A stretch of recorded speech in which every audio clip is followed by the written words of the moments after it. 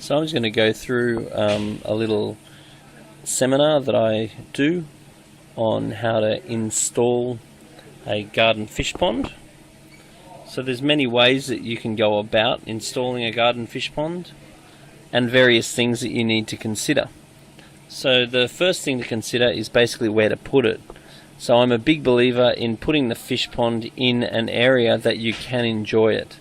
So you don't want it right up the back, you want it somewhere that you can interact with it, because the fish really are pets. So the more interaction they can have with you, the more successful the pond is going to be, and the more you're likely to enjoy it. It is preferable not to put it in full sun, because that may encourage algae, and you definitely don't want it under a residual tree, which is going to drop leaves in it all the time. And it is good to have a raised side on the side of the pond, particularly if it is in a backyard. That way it'll stop when there's a lot of water runoff or whatever. It'll stop all of the gunk from your garden ending up in your pond. So like your universal rock ponds have got a ridge around the outside, that's perfect for just deterring water from running straight into your pond. The next thing to consider is the shape of your pond. In general, the bigger the better. The bigger the pond, the happier you'll be. So often I've been involved in someone building a pond, and then once they've built the pond, they always wish that the pond was bigger. So starting off as big as possible. It's also important to understand the legal depths of the pond. For example, in Australia, you're only allowed to make a pond 30 centimetres deep unless it is fenced. So fencing a pond obviously is an option. Glass fences look awesome. Otherwise, keep it legal if you choose to. But be aware of it anyway.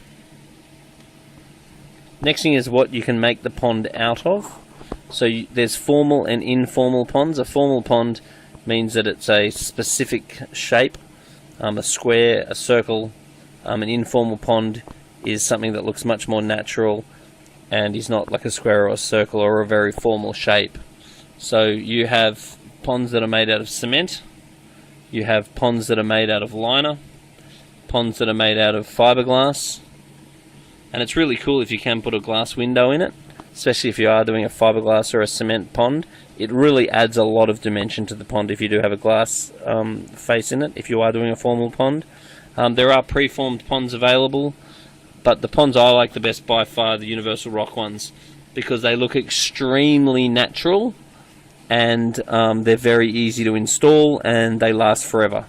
So if you have a formal application, formal ponds can sure look good, but nearly every time I see a liner pond, they look crap. Most of the time, they've tried so hard to cover the liner around the outside, and you can really tell that is a liner pond.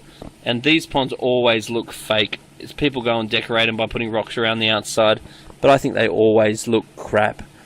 If it was up to me, I'd either make a universal rock pond, because I've done lots of them, they're easy and they look great, or if I am going to make a much larger pond, then I would consider making it out of liner. You can also get universal rock copings to go around the edge, which are called edge rocks, to decorate them. But if you do use preformed ponds or liner ponds, just be really aware of making them look good, because most people don't.